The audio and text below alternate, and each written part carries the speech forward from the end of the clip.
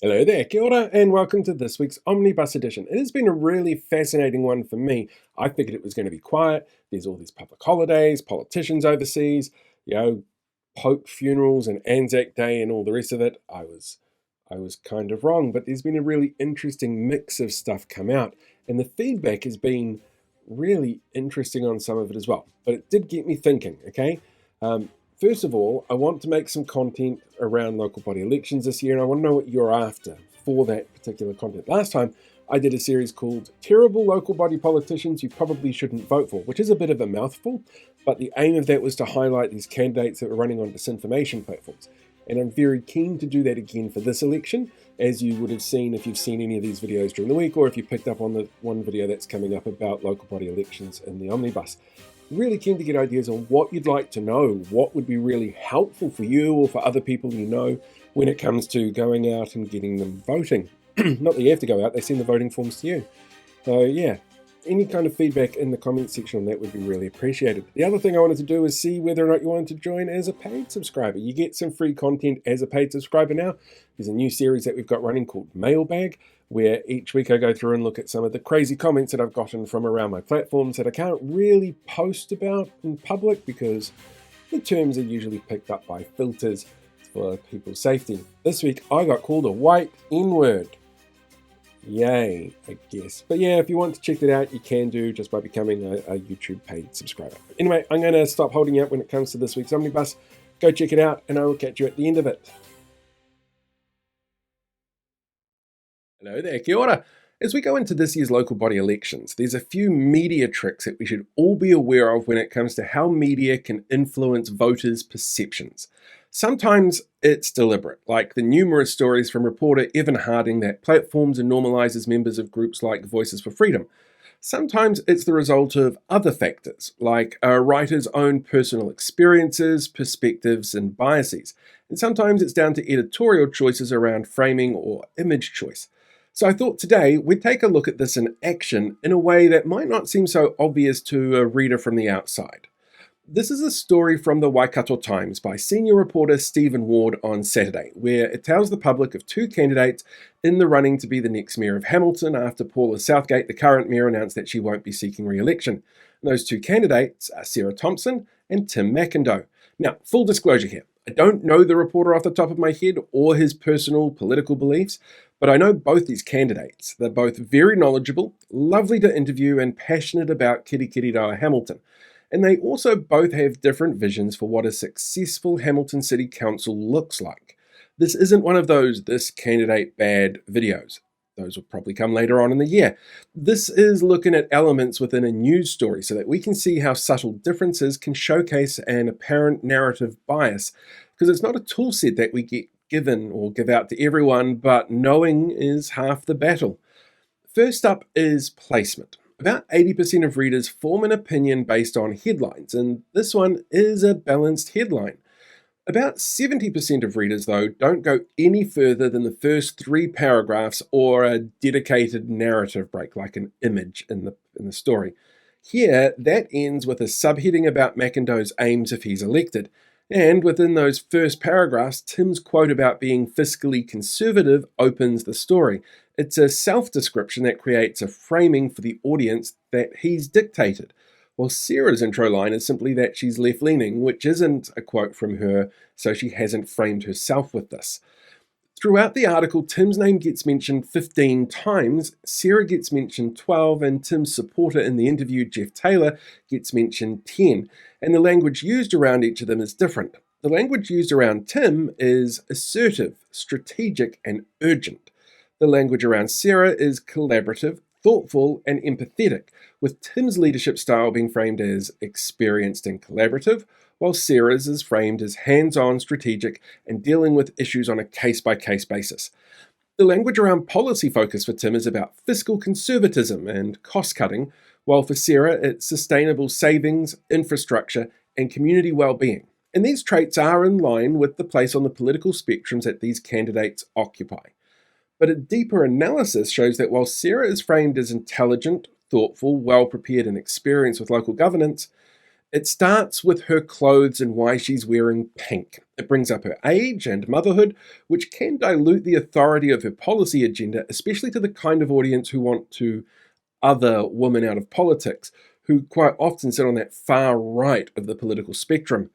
She has fewer quotes in the story and they're shorter and they're framed around collaboration, vision, and maintenance of elements of the status quo, while Tim is framed as being on a corrective mission as head of a loose team with a similar agenda. The story gives more detail and depth on Tim's platform than it does for Sarah, and uses more emotionally triggering terms like huge pain and wishful thinking than the quotes from Sarah. In fact, a basic quantitative analysis shows that the article focus has nearly half of the focus on Tim McIndoe, about 36% on other content, like Jeff Taylor and his initial disappointment at not running for mayor, and the number of images used. And only 18% focuses on Sarah Thompson. It frames Tim as the main character by devoting more space and putting him first within that space with a stronger focus on policy and partnership plans than they have with Sarah, while the story has twice as many images of McIndoe and Taylor than of Sarah, and never once brings up the colour choice of his clothes, the fact he hasn't been on council for a full term after being elected in the by-election to replace Ryan Hamilton in 2024, or, his role as a parent. Now, none of this analysis is saying either candidates are good or bad choices for voters, but I hope you can use it to see how media bias isn't always clear, and that it adds to the importance for voters to get really informed from multiple sources about who they're voting for in October. Because the more informed voters are, the better they are at voting in representation that really represents them. Hello there, kia ora. With all the news that's going on at the moment, like, the death of the Pope, trade wars, the rise in fascism, bringing back direwolves, dealing with Cyclone Tam, or people pretending to be from council to case out your properties after Cyclone Tam, you may have missed that our Deputy Prime Minister is crowing about putting a members' bill in the biscuit tin of democracy that follows the UK court decision to legally define gender to biological sex. And he wants to do the same here to, in his own words, end the creep of woke madness, while most people want the government to focus on things that actually matter, like ending the cost of living crisis. And as you can imagine, as with most of the absolutely crazy culture war bullshit that Winston likes to parrot, it's punching down. It's driven by ignorance and disinformation, and it's actually really harmful to some people.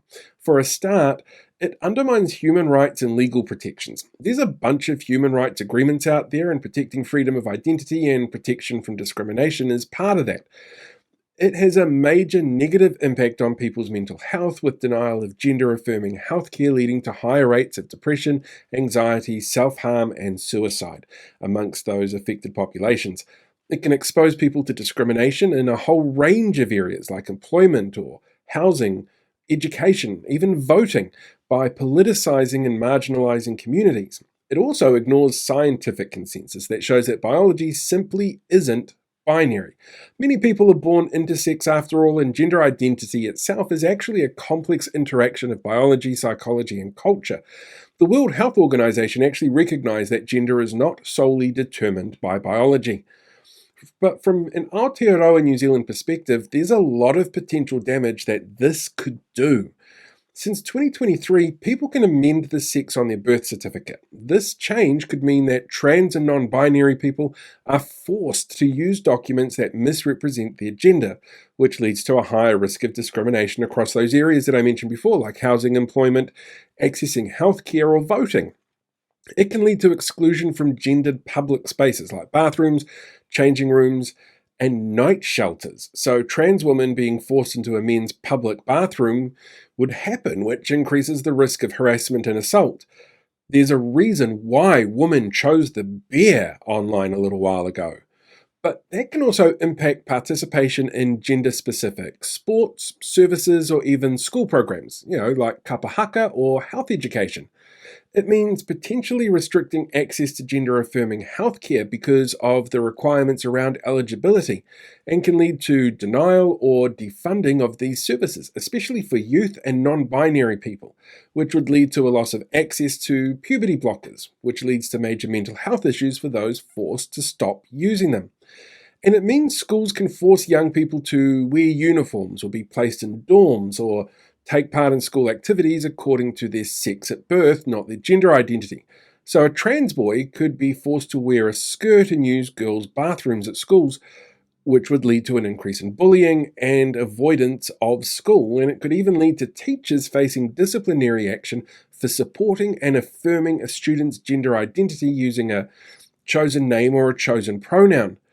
In policing, it could lead to gender-based protections, like those around gender-based violence, like access to emergency housing or women's refuge being limited or refused. It can stop people fleeing other countries as refugees because of gender-based persecution being denied access to the country because their gender identity wouldn't be recognized in legal proceedings, and it contradicts the commitment that we've made as a country to the international human rights standards that we've signed under the Refugee Convention. The New Zealand specific Counting Ourselves survey from a few years ago, which has been cited by the Human Rights Commission, the Ministry of Health, and a number of advocacy groups, specifically shows that trans and non-binary Kiwis face incredibly high rates of depression, anxiety, and risks of self-harm and suicide due largely to societal rejection and a lack of affirmation. And a law change like this will lead to those being exacerbated.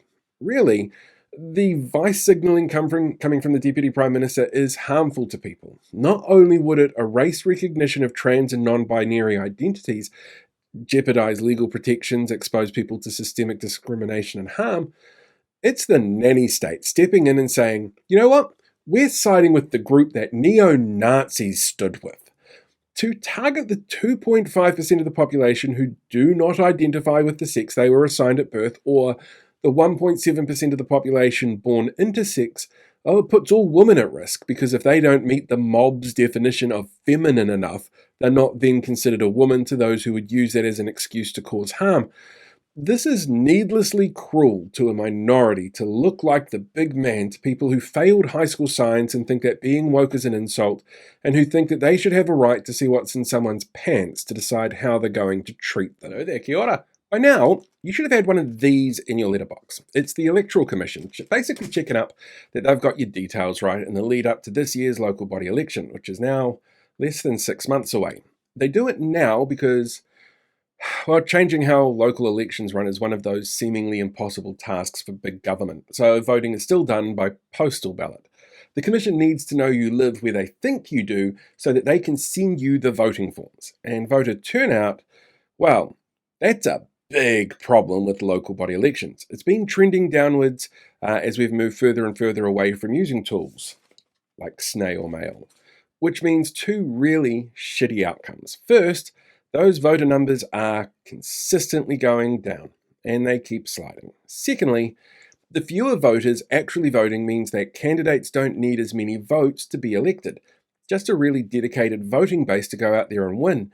And there are groups which have, in the past, tried to capitalize on that. Remember when Voices for Freedom tried to game the last local body elections because they wanted to make the country ungovernable? Well, at that election, disinformation-pushing candidates won about 24 elected positions. Now, voters have the right to vote for whomever they want, but it's unfair on voters for a candidate to hide their true ideologies and intentions and beliefs to win their votes. Voters can't make a properly informed decision when that happens, and they're hoping that the lower turnout means a better chance of being elected. In this election, well, we're seeing the same sort of things happen. Groundswell, that organisation in the South Island who pretends to care about farmers, has already started the recruitment process for candidates to run that would be supported by the group who say that they're not aligned with Voices for Freedom or conspiracy-pushing groups, yet somehow always manage to end up in their content and with the people in those conspiracy groups at their events supporting them. Weird. Anyway, Groundswell is doing this and doesn't want the public to know which candidates they're backing. There's even a handbook doing the rounds within those disinformation communities, written by Hamilton City Councillor Andrew Bidder. You know, the councillor who used those slurs about disabled people that he aimed at women in elected positions, and then refused to apologise, justified his actions because of a 15-minute city conspiracy theory that he pushes. Same theory, actually, that was the one that he and Ryan Hamilton used as an excuse to attend a meeting where they issued execution writs to other city councillors. The groups in the meeting, not those two individuals specifically, but they were there in the crowd. Yeah, that guy, Andrew Bitter, he's written a step-by-step guide on how to get elected as a disinformation peddling candidate by stacking public meetings, organising mass door-knocking output, and trying to get covert media coverage, all to raise their candidate's public profile, because he believes that's what voters actually vote on. Oh, and remember last election when media went door-knocking in Selwyn because they'd identified a Voices for Freedom-linked candidate who denied that she was involved with them and refused to open the door? She got elected last time, and this time has started the recruitment process to get more like-minded people onto council. She's not alone either in being elected and looking to run again. There's the Waipa-based local board member who trusts doctors who claimed the missing Malaysian flight from before COVID-19 was known about was part of a plan to force mRNA vaccines onto the population, and still posts daily about tyranny more than actual doctors. The council candidate in Upper Hutt who claims that both the Holocaust never happened and Hitler is Obama's grandfather. The Waikato councillor demanding that the Prime Minister only accept one Christian religion and stop saying things like happy Mamadom to Muslims while spreading malicious lies about MPs based on Twitter reckons. The Northland Mayor who writes for NZCPR's website about how he can't be racist, he knows Maori people and they've just had too many free handouts. Or the one who is happy to jump onto a pro-Russian disinformation channel and pander to people who don't understand science and called for the execution of MPs at the illegal Wellington occupation. And while these are not candidates that I would vote for, as I said before, if the public vote for them with all the information on who they are and what they believe, well then that's how democracy works. But if they're voted in because the candidates hid their true intentions and beliefs, then that's not fair on voters or the people who can't vote who have to live with the decisions that these people make. If they're voted in because voter turnout is so low and they have a dedicated base of who support them, that sucks. But that's what happens when people don't vote. And the first step in fixing that problem of making sure good people are elected to local governance, well, it's checking to see if you have this envelope in your letterbox, and if not, giving the Electoral Commission a call to fix that problem.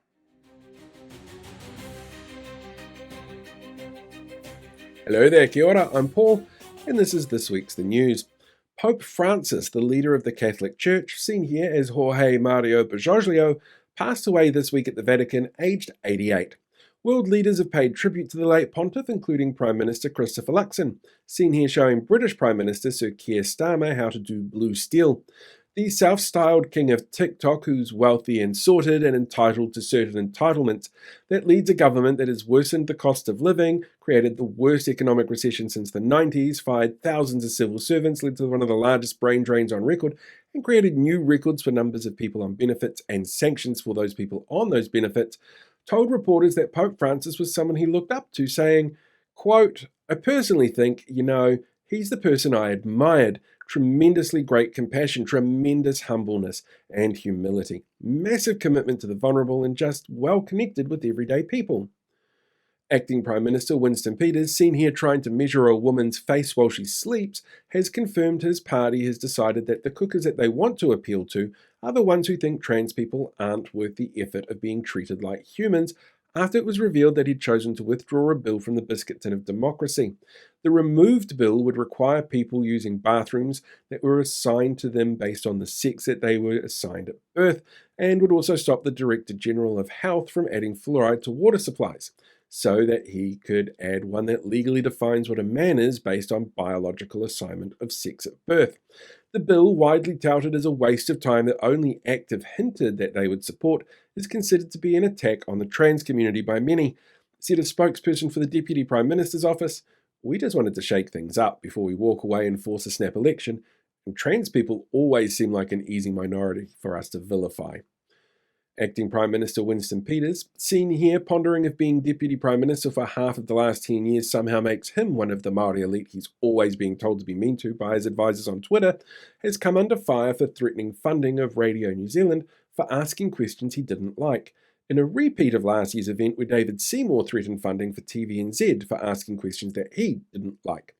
On RNZ, after listening to Peter's claim Green Party co-leader Chloe Schwarbrick was a groomer, Coran Dan asked common sense questions about how Peters would police his planned gender definition bill, and was called woke for daring to ask in a follow-up Twitter rant from the 80-year-old.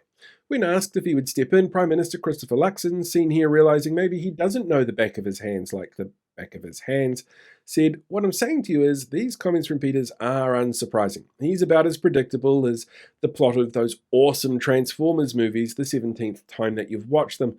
It causes harm to people, it breaches the Cabinet Code of Conduct, and it's worrying. So no, I won't be taking any actions on the issue."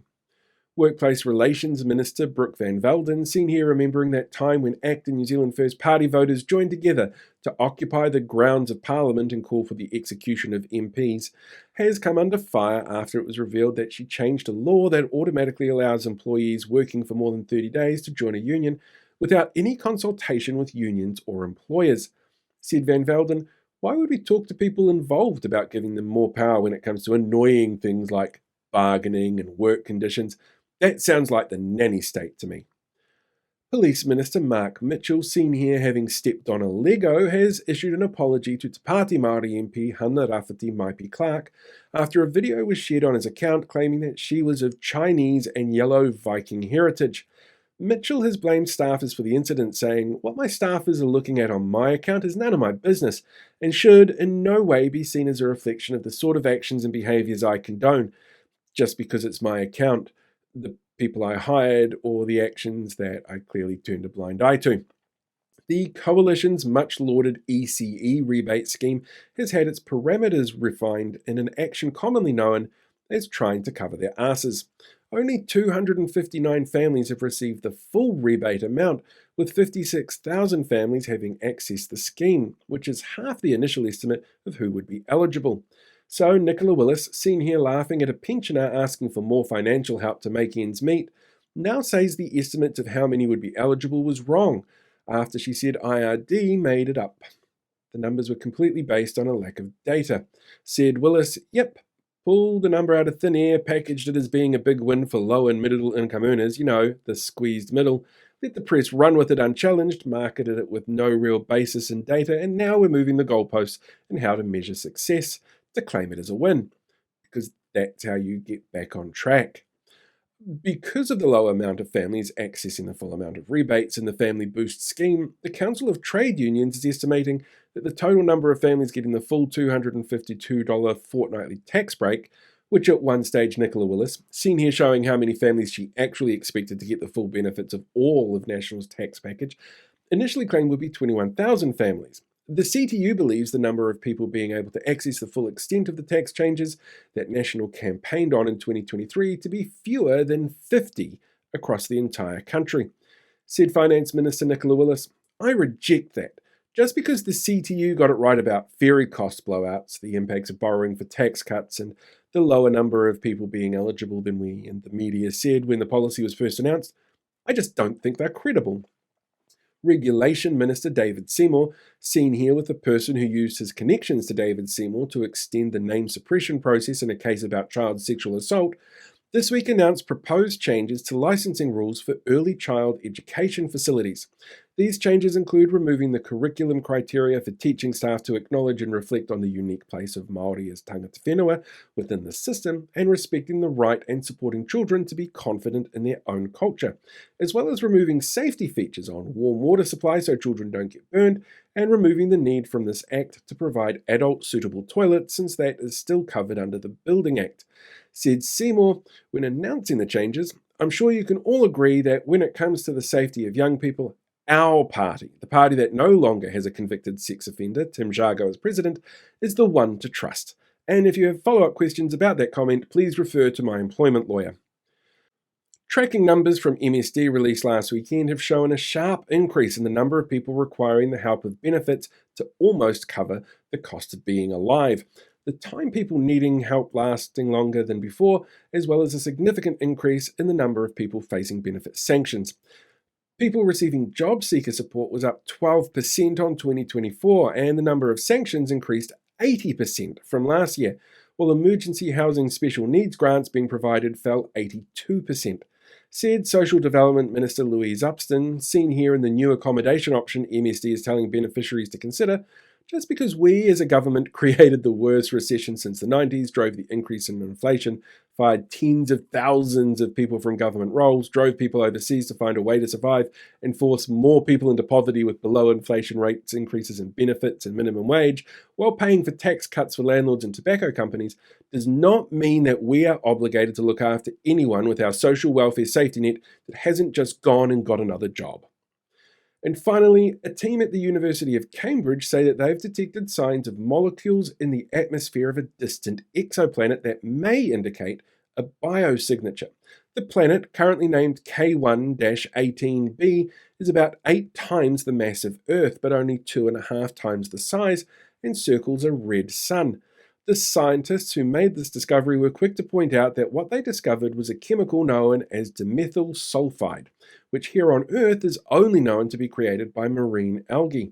By using the James Webb Telescope to split the light spectrum that passes through the exoplanet's atmosphere while it passes the sun. Said one scientist, this is not a definitive sign of life on another planet, and certainly not a sign of intelligent life there. It's hard enough to find intelligent life on this planet, let alone one that's 124 light years away from us. And that is this week's The News. Oh, there you are. Hey, thanks for checking out this week's Omnibus edition. Really appreciate it. Don't forget, if you haven't already, hit that like button or share the video, subscribe to the channel, or maybe consider becoming a paid YouTube member. And then that way you can access some of the other stuff and get to see things like this before anybody else. I don't know if that's much of a draw card, but at least you can hold it over people and go, oh, I got to see it before you did. Which is exactly the kind of behavior that makes people wonder why I have no friends. Anyway, thanks very much for checking everything out this week. As I said at the start, if you've got any suggestions on local body coverage and what you'd like to see and what would be helpful, please drop it down in the comment section. Until next time, look after yourself, live long, prosper, be one with the force, and I will catch you guys all next time.